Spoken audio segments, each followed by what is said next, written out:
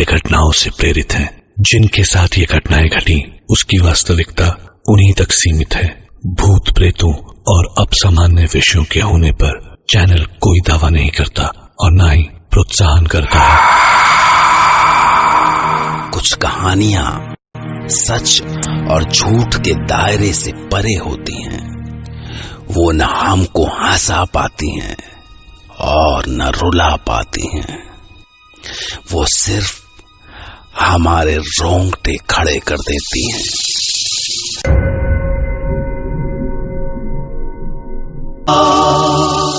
आज हम सुनेंगे इंदौर के एक इंजीनियरिंग कॉलेज के एक्स स्टूडेंट संदीप की आंखों देखी।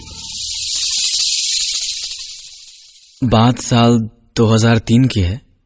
मेरे इंजीनियरिंग कॉलेज का पहला दिन था।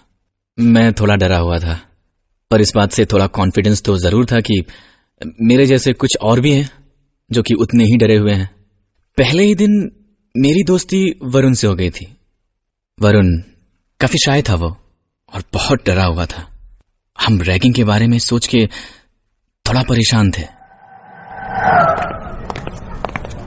यार रैगिंग तो हर कॉलेज में होती है, इसमें इतना डरने वाली क्या बात है? ज्यादा से ज्यादा क्या कर लेंगे, थोड़ा डांस करवाएंगे, थोड़ा गाना गाने को बोल देंगे। तू इतनी टेंशन मत ले यार। बट मैंने काफी सुना है कि इंजीनियरिंग कॉलेजेस में बुरी रैगिंग होती है। हे भगवान, इतना परेशान मत हो, जब होगी तब देखेंगे। चल अभी लेट हो रहा है। वो जो लड़के खड़े हैं ना, उनसे पूछते हैं कि यहाँ ऑडिटोरियम कहाँ पर है। हाँ चलो। ए गौरव, वो देख फ्रेशर आ रहा है। आने दे, सही जगह आ रहा है। एक्सक्यूज मी सर, ये ऑडिटोरियम कहाँ पर होगा? First year. Yes sir. सही जगह आए हो तुम। आओ दिखाता हूँ। नहीं सर, सर आप बस बता दीजिए, हम चले जाएंगे सर। फर्स्ट ईयर होके जबान लड़ा रहा है। चल ठीक है। वो हमें हॉस्टल ले गए। वहां हमारे जैसे काफी और फर्स्ट ईयर के स्टूडेंट्स थे। सारे सीनियर्स सामने बैठे थे। सबको बुला बुला के उनका इंट्रोडक्शन लिया जा रहा था। हम जैसे ही हॉस्टल के हॉल में पहुंचे, वरुण ने मेरे कान में कहा, यार यहाँ तो रैगिंग हो रही है, मुझे नहीं देनी रैगिंग। यार तू फंसवाएगा, चुपचाप कर दे जो वो कह रहे हैं, ज्यादा पंगा मत लियो, समझे? हम सबको एक लाइन में खड़े होने को बोला। सबको एक एक करके बुलाया जा रहा था। सबको कपड़े चेंज करके साड़ी पहन के डांस करने को बोला जा रहा था। सब डरे सहमे किए जा रहे थे। सामने बैठे सीनियर्स हंस रहे थे।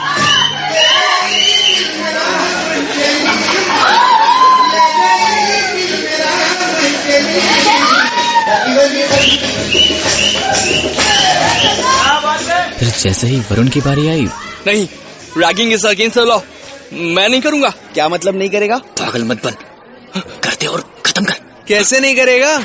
पकड़ो इसको, सब इधर लाओ। 2 सीनियर्स ने आके वरुण का हाथ पकड़ लिया।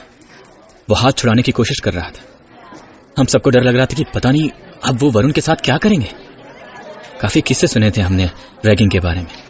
वरुण के ऊपर भी काफी गुस्सा आ रहा था कि मान क्यों नहीं जाता, नहीं तो सब फंस जाएंगे। ये सब हो ही रहा था कि शोर सुनकर हमारे वार्डन मिस्टर सिंह आ गए और उस समय वरुण बच गया। क्या हो रहा है यहाँ पे? क्या कर रहे हो तुम लोग?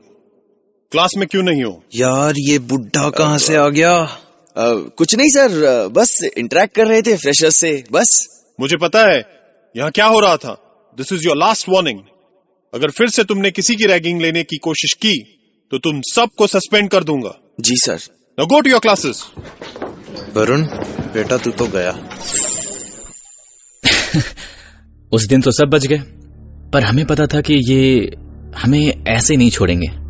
जैसे जैसे दिन बीत रहा था, हमारा डर बढ़ता जा रहा था। रात को मेस में भी सब वरुण को ही देख रहे थे।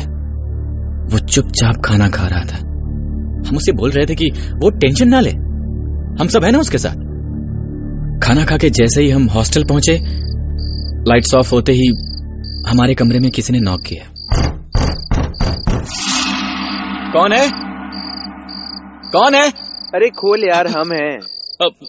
सवेरे आइएगा, हमें सुना है, हमारी क्लास है। अरे यार हम तेरी रैगिंग नहीं लेंगे रे, तू एक बार मिल तो ले, हम बस सॉरी बोलने आए थे को। यार तू तो बुरा मान गया, रैगिंग तो सबकी होती है, हमारी भी हुई थी, हम भी तेरे दोस्त ही हैं। चलो अब दोनों बाहर आ जाओ। हम बाहर आए तो क्या देखते हैं कि 10-12 सीनियर्स हमारा वेट कर रहे हैं।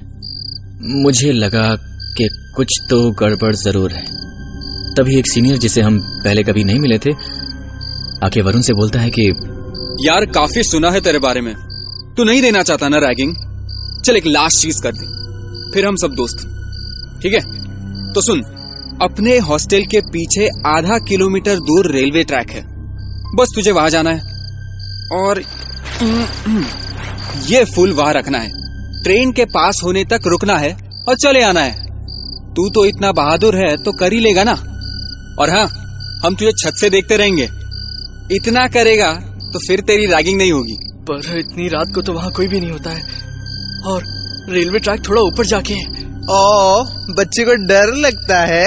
ये सिर्फ बोलने का शेर है, इसके बस की नहीं है।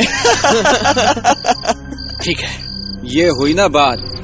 ये ले फूल और जा, हम ऊपर से देख रहे हैं। और सुन, आराम से जाइयो बेटा, वार्डन को पता नहीं चलना चाहिए।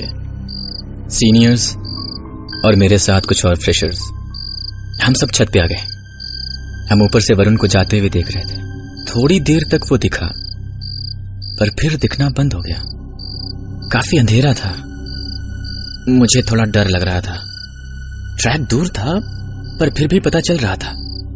तभी दूर से ट्रेन की आवाज सुनाई दी, पर वरुण कहाँ था पता नहीं। हमारे और ट्रैक के बीच काफी पेड़ थे, तो कुछ भी पूरा नहीं दिख रहा था।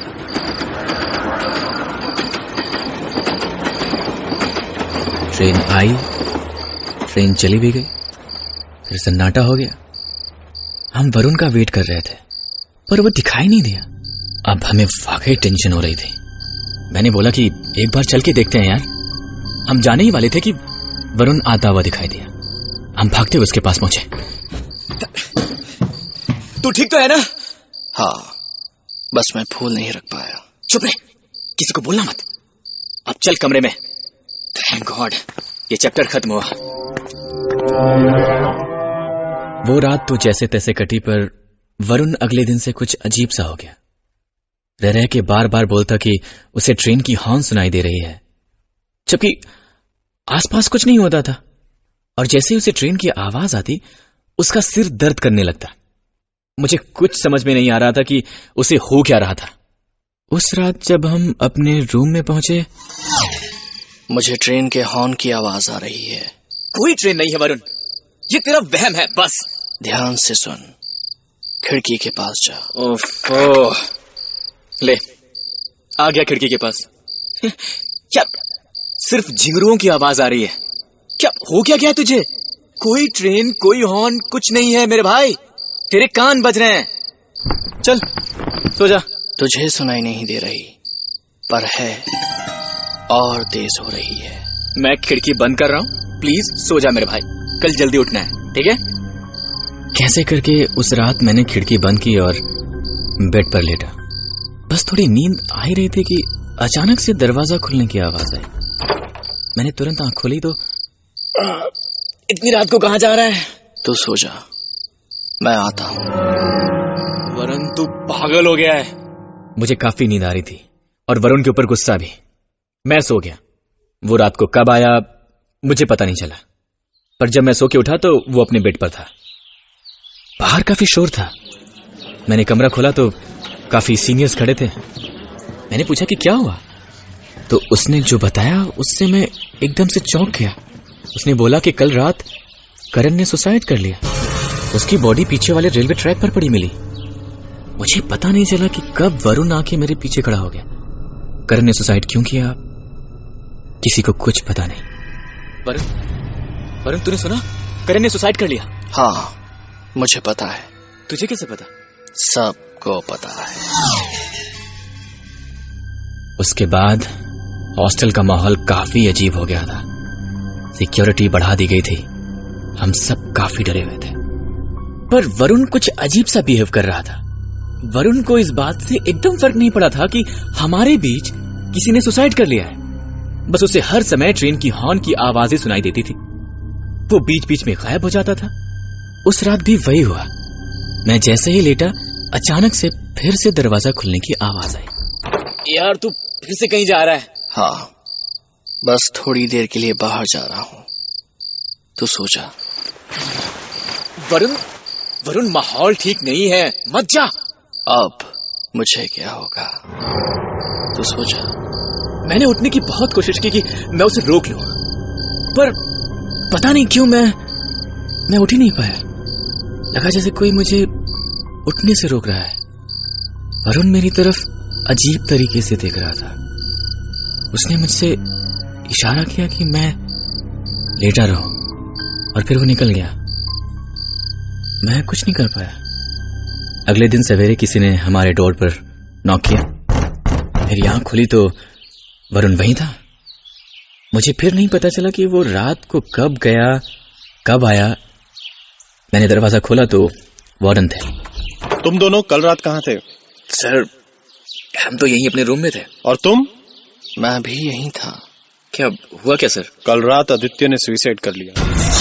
रेलवे ट्रैक पे, उसी टाइम पे और उसी ट्रेन से जिससे करण ने सुसाइड किया था।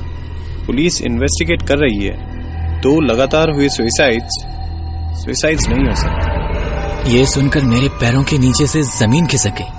I mean, ये सब हो क्या रहा था? पहले करण, फिर Aditya, same train, same time. कुछ तो गड़बड़ जरूर थी।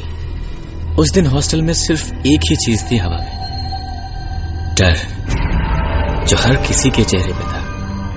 किसी को कुछ समझ में नहीं आ रहा था कि ये सब क्या और क्यों हो रहा है, कौन है इन सब के पीछे।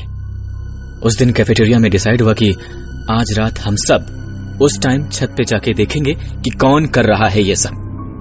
हॉस्टल में रात को निकलने पर कर्फ्यू लग गया। क्लासेस भी सस्पेंड हो गई थी। हम सारे उस दिन एक साथ ही थे। किसी को भी कहीं भी अकेले जाने की इजाजत नहीं थी। रात हुई और सब डिनर करके अपने रूम में आ गए। 12 बजे सबको छत पर मिलना था, लेकिन वरुण आने को तैयारी नहीं थी। मैं नहीं आऊंगा, तुम लोग देख लेना। यार वरुण, तेरा यहाँ अकेले रहना ठीक नहीं है। मैं फिर से कहता हूँ, अब मुझे क्या होगा। क्या बोल रहा है तू? तुझे हॉर्न की आवाज सुनाई दी? यार फिर से नहीं। ठीक है, तू यहीं रह और ये हॉर्न सुनता रह, ठीक है? पर प्लीज आज रात बाहर मत जाइयो।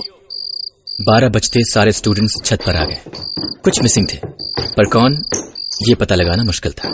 दूर से कुत्तों की भौंकने की आवाजें आ रही थी। वो अजीब सी डरावनी रात थी। 12 बज गए, पर कुछ नहीं हुआ। हम सब छत पे आंखें गड़ाए देख रहे थे। अचानक से हम क्या देखते हैं कि वरुण गौरव का हाथ पकड़कर ट्रैक की तरफ जा रहा है। दोनों में से कोई कुछ बात नहीं कर रहा है, बस जैसे नींद में ही चले जा रहे हो। किसी की कुछ समझ में नहीं आ रहा था कि आखिर ये सब हो क्या रहा है। हम धीमे धीमे नीचे उतरे और उनके पीछे चलने लगे। मेरे दिमाग में अजीब से ख्याल आ रहे थे। ये वरुण रोज रात को कहाँ गायब हो जाता था। अगले दिन किसी का सुसाइड करना। मेरा सर घूम रहा था। हम उनका पीछा करने लगे। वो हमसे काफी आगे थे। भाग ट्रेन तक पहुंचने की हिम्मत हम में से किसी की भी नहीं थी। हमने देखा कि ट्रैक पे जाके गौरव ट्रैक पे लेट गया और वरुण वहीं खड़ा था। ये दोनों कर क्या रहे थे? मैं भागते हुए उसकी तरफ जाने लगा। वरुण! वरुण! हे वरुण! पागल हो गए क्या? हे वरुण! ट्रैक से हट जा! वरुण ट्रैक से हट जा! हे वरुण! मेरी बात नहीं सुन रहा है? वरुण! वरुण! ट्रेन आ रही है, ट्रैक से हट जा मेरे दोस्त! वरुण!